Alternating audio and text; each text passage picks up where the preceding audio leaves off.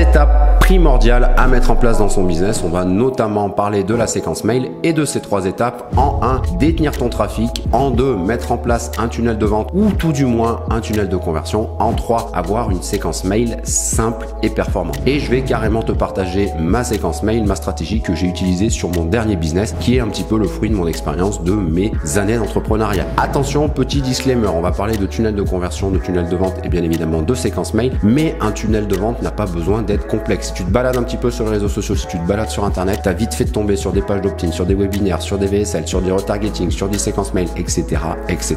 Mon dernier tunnel de vente, et il doit pas si mal marcher que ça, avec ce dernier business, 6e et dernier business, il me permet de faire plus de 30 000 € par mois. Et ben ce dernier tunnel de vente, c'est ni plus ni moins qu'une vidéo et ensuite un lien Calendly, c'est-à-dire pour prendre un rendez-vous avec moi. Donc on va le voir ensemble, ça n'a pas forcément besoin d'être complexe pour marcher, en tout cas dans le business. Première partie, détenir son trafic, détenir ton trafic. Il existe 3 types de trafic, on va les développer. Le trafic que tu ne contrôles pas, le trafic que tu contrôles et le trafic que tu détiens. Et mes business et surtout mon dernier business ont fait un énorme bond en termes de chiffre d'affaires, en termes de bénéfices, depuis que je suis passé d'un trafic que je ne contrôlais pas à un trafic que je contrôle et surtout à un trafic que je détiens. Premier type de trafic, le trafic que tu ne contrôles pas. Comme d'habitude, tu pourras retrouver toutes les petites notes du script de cette vidéo dans la description. Le trafic que tu ne contrôles pas, ça va être tous tes articles de blog, c'est-à-dire lorsque tu vas créer des articles sur un blog, et ben les gens vont peut-être venir lire ces articles, mais ça tu ne le contrôles pas. Alors c'est pas tout à fait vrai, tu vas pouvoir le contrôler un petit peu avec le SEO si tu as une expertise dans ce domaine et ça va te permettre d'avoir un meilleur placement, d'avoir un meilleur ranking et d'être plus visible. Mais dans le trafic que tu ne contrôles pas, on va retrouver les articles de blog. On va retrouver aussi par exemple le trafic YouTube, c'est-à-dire je vais faire ma vignette, je vais faire mon script, je vais faire ma vidéo, je vais balancer ma vidéo sur YouTube, mais c'est un trafic que je contrôle pas. Est-ce que les gens vont être intéressés par la vidéo? Est-ce que YouTube va mettre cette vidéo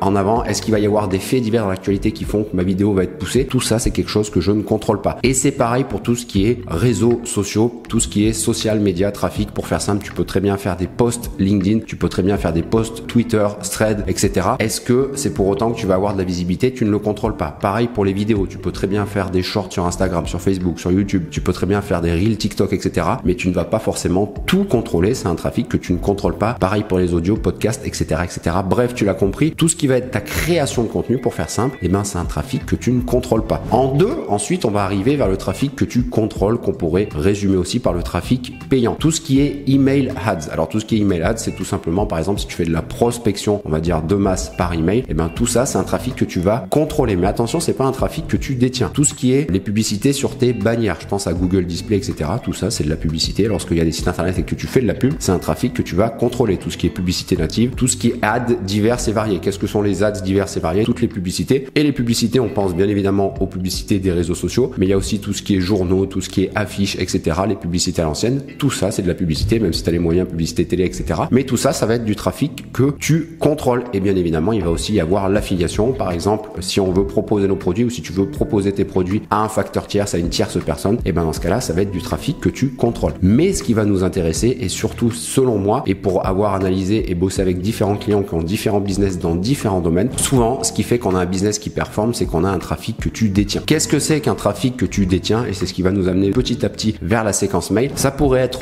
une newsletter, par exemple. Les gens vont s'abonner à ta newsletter, tu vas pouvoir leur envoyer des mails. Ça va être tout ce qui est un groupe WhatsApp, tout ce qui est par exemple un groupe Telegram, tout ce qui est un groupe Discord, tout ce qui est un groupe Slack, etc. Ça, c'est un trafic que tu détiens. Pourquoi est-ce que c'est un trafic que tu détiens? On va prendre l'exemple d'un blog et de YouTube. Lorsque tu vas écrire tes articles de blog ou lorsque tu vas poster tes vidéos YouTube, imaginons que demain ton serveur flanche ou que YouTube disparaisse ou que ton blog disparaisse ou que tu aies fait une vidéo avec une dinguerie et que ça soit banni, et ben à ce moment-là, tu n'auras plus accès, on va dire, à ta bande passante, c'est-à-dire à tous tes prospects, à tous tes abonnés, etc. Pareil avec les publicités, le jour où tu n'as plus de budget, ou alors si par exemple, c'est arrivé quasiment à tout le monde, lorsque Facebook va bloquer ton compte publicitaire, et ben à ce moment-là, tu n'auras plus accès à ta communauté. Alors qu'avec un trafic que tu détiens, tu vas avoir accès à tes prospects, tu vas avoir accès à tes clients, tu vas pouvoir segmenter. On va dire que tu détiens un petit peu ton audience, que tu détiens un petit peu ta communauté, tu peux échanger directement avec eux. Et l'exemple typique, c'est imaginons que ma chaîne YouTube disparaisse, j'ai juste à faire un mail à tous ceux qui sont inscrits à ma newsletter, je leur dis voilà, j'ai relancé une nouvelle chaîne, et ben déjà j'aurai énormément de prospects, énormément de personnes intéressées, énormément de gens qui apprécient mon contenu, énormément de clients, et ça sera, on va dire, les plus fidèles, les plus représentatifs de la communauté, en tout cas à qui je m'adresse. Donc voilà pourquoi la première partie, selon moi, détenir son trafic est primordial lorsqu'on va lancer et surtout lorsqu'on va vouloir développer son business. business.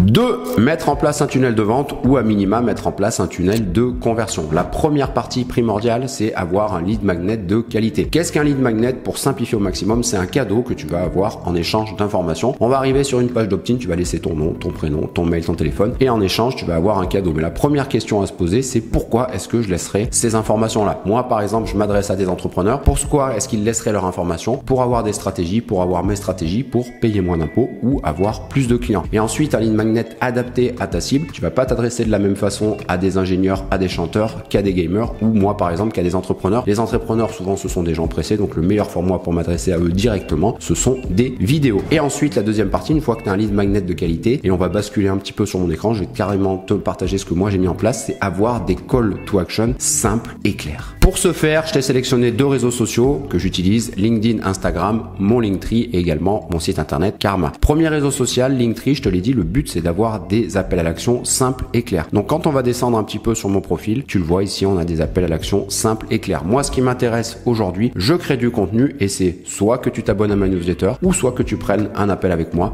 pour développer ton business. Premier lien, prendre un rendez-vous, Calendly, ensemble, discutons de votre projet, c'est clair, c'est net. Deuxième lien, comme je te disais, soit je veux que tu aies un appel, soit que tu t'abonnes à la newsletter, s'abonner à la newsletter. Troisième lien ici, ça va être plus de cash pour votre activité. C'est un petit formulaire à remplir pour voir si on peut bosser ensemble pour développer ton activité. Quatrième lien, c'est toujours l'accès à la newsletter pour avoir des stratégies pour payer moins d'impôts. Mais tu le vois, quand je te dis qu'il faut avoir des appels à l'action simples et clairs, ici, on en a la preuve. Deuxième réseau social que j'utilise aussi, Instagram. Et là, par exemple, on va aller sur ce qu'on appelle les stories épinglées, les stories à la une. On va le voir dans l'aspect stratégie. Il va y avoir première story ici, contenu exclusif, qui en fait va tout simplement nous emmener vers ma newsletter. Si on continue dans les stories, la deuxième, ça va être plus de cash. On va retrouver mes stratégies pour encaisser plus d'argent et surtout le formulaire pour éventuellement qu'on travaille ensemble pour développer ton business. Et le troisième, ça va être toujours les stratégies pour payer moins d'impôts que j'utilise. Et là, pareil, ça va renvoyer vers la newsletter. Un outil que j'aime bien utiliser, c'est le Linktree. Alors, le Linktree, tu connais sûrement. C'est un petit lien que tu vas pouvoir mettre sur tous tes réseaux sociaux. Et le Linktree, pareil, tu vas pouvoir mettre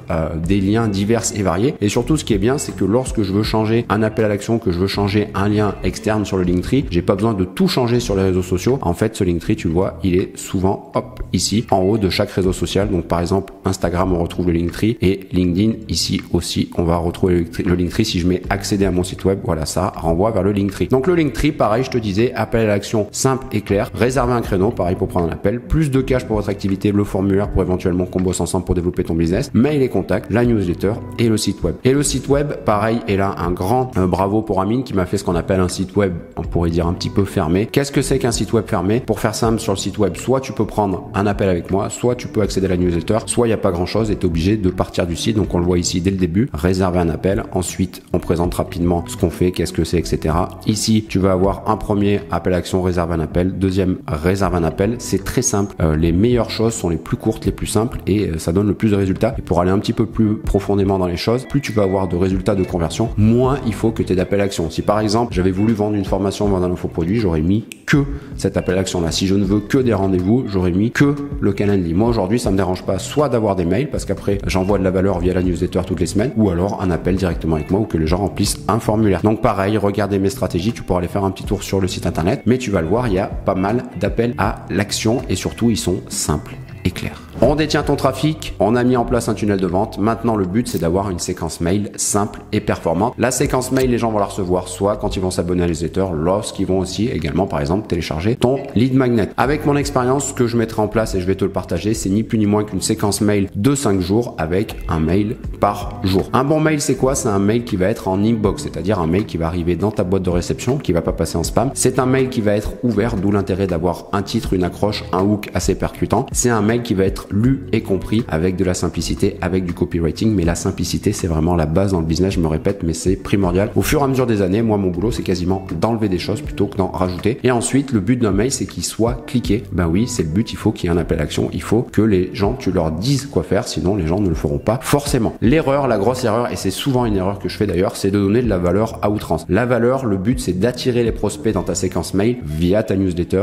via ton lead magnet, d'où l'intérêt de pas avoir un lead magnet éclaté au sol, mais de de vraiment avoir un bon lead magnet. Et ensuite, on va lui offrir donc ce bon lead magnet comme promis. Et ensuite, on va basculer sur autre chose. Autre chose, qu'est-ce que c'est? La valeur, les gens pourront en trouver partout. Il y a des gens qui voudront toujours avoir des informations, qui voudront toujours avoir de la valeur. Aujourd'hui, avec les réseaux sociaux et même avec l'intelligence artificielle, ils pourront en trouver partout. Par contre, ce que les gens ne vont pas trouver ailleurs, c'est pas la valeur en tant que telle, mais ça va bel et bien naître toi, et donc ça va bel et bien naître ton histoire et tes histoires. Et on va le voir avec la séquence mail, comment tu vas pouvoir distribuer tes histoires. On l'a dit, 5 mails, 1 par jour. Mail numéro 1, celui-ci va être une introduction en la matière. Tu donnes l'accès au lead magnet et tu vas raconter brièvement qui tu es, pourquoi tu veux les aider et en quoi tu vas les aider. On va prendre l'exemple avec la perte de poids. Bonjour, je me présente, je m'appelle Quentin. Lorsque j'ai passé mon concours de kiné, j'avais pris énormément de poids. Nanana. Mail 1, c'est vraiment l'accès en la matière. Mail 2, une fois que tu as leur attention, tu vas leur raconter le contexte. Donc je suis allé un petit peu trop vite, mais le contexte, c'est moi aussi, j'ai été gros dans ma vie. Moi aussi, j'ai eu beaucoup de gras lorsque j'étais stressé, lorsque j'ai passé mon concours de kiné à la fac de médecine, que je travaillais 12 heures par jour, etc. J'ai pas fait attention à ma santé, etc. Et j'ai pris beaucoup de poids. Donc le mail 2, une fois que tu as leur attention, tu vas leur raconter le contexte. Mail 3, à ce moment précis, tu vas apporter l'idée ou le tips miraculeux qui a tout changé. Alors c'est pas vrai, mais on va l'imaginer. Puis j'ai découvert la méthode FAST, puis j'ai découvert la méthode QUICK, etc., etc., etc., qui m'a permis de perdre mon poids, qui m'a permis de revenir en forme, qui m'a permis de prendre confiance en moi, qui m'a permis et donc d'avoir une chérie, de développer mon business, etc., etc. Bref, tu vas partager le tips miraculeux qui a tout changé dans ce mail 3. Mail 4, dans ce courriel-là, tu soulignes les avantages que le lecteur a de te connaître et les intérêts hallucinants qu'il aura en suivant ton plan et en utilisant ton produit. Du coup, ce que tu peux également faire pour aller un petit peu plus loin, tu peux terminer par leur montrer comment tu utilises ces points cachés dans la vie de tous les jours et comment cela te rend encore plus heureux. C'est un petit peu ce que je te disais aussi. Oui, ça m'a permis de perdre du poids, mais qu'est-ce que ça m'a permis? Ça m'a permis de reprendre confiance en moi et donc j'ai complètement changé ma vie, j'ai monté des business, etc. Ça m'a permis de reprendre confiance en moi et donc mon entourage, mes amis, ma famille me perçoivent avec une plus haute estime. J'ai perdu du poids, donc je suis devenu avec un meilleur physique un peu plus attirant. Ça m'a permis de trouver une chérie ou ça m'a permis d'avoir plus de choix dans mes conquêtes, etc., etc. Bref, ce qu'il faut que tu comprennes, c'est que le mail 4, c'est vraiment les avantages, on va dire sous-jacents, les avantages cachés. Et là, c'est tout l'intérêt du copywriting et de tout ce qui est un petit peu caché, un petit peu plus subtil. 5e et dernier mail, il va conclure ton introduction, même si c'est pas le dernier mail que tu vas utiliser, c'est le dernier mail de ton introduction, de ton accès, de ta séquence. Mais après, soyons clairs, tu vas continuer à leur écrire. C'est vraiment le dernier mail de la séquence. Celui-ci, et pourtant moi je suis vraiment pas un fan, je déteste ça, peut jouer l'aspect de scarcity. Qu'est-ce que c'est que l'aspect de scarcity? J'ai découvert la méthode FAST, etc., etc. On l'a vu auparavant avec toute ta séquence mail. Par contre, j'ai une petite équipe, donc je ne peux prendre que 5 personnes par mois. Je ne peux prendre que 10 personnes par mois. Je suis tout seul, je lance mon business, donc les premiers plats seront en early bird, c'est-à-dire ça sera moins cher, etc. Donc là, tu pourrais utiliser l'aspect de scarcity. Moi, je te le dis, j'utilise jamais l'aspect de scarcity, mais en tout cas, ce que je te partage, c'est la séquence mail au fur et à mesure de mon expérience, de mon expertise dans différents business et pour nos clients qui a le plus de performance. Donc on l'a vu, mail 1, introduction, mail 2, contexte, mail 3, tu vas partager l'idée ou le tips miraculeux qui a tout changé, mail 4, tu vas souligner les avantages que le lecteur a de te connaître et comment tu utilises tous ces bénéfices, on va dire cachés, là c'est l'aspect copywriting dans ta vie de tous les jours, et mail 5, c'est l'aspect de peur, l'aspect de scarcity, et ça va être le dernier mail de l'introduction de ta séquence. Attention, là c'est vraiment de ta séquence d'introduction. Tu peux t'abonner à ma newsletter, tu verras mes mails personnalisés et tu verras que j'en ai pas mis 5 et que c'est pas tout à fait pareil, mais c'est quand même un petit peu le même fond de commerce. On a vu les 3 aspects primordiaux: détenir son trafic, mettre en place un tunnel de vente et avoir une séquence mail simple et performante. Si tu veux encore plus de contenu, encore plus de vidéos sur le business, je t'ai tout fait ça dans une playlist dédiée. Je t'ai également fait une playlist sur tout ce qui est optimisation fiscale, etc. Bref, mon boulot c'est de t'aider soit à avoir plus de clients, soit à payer moins d'impôts. Donc on peut se retrouver soit dans la newsletter, sinon tu sais où me trouver. Et moi je te dis à la semaine prochaine pour une nouvelle vidéo.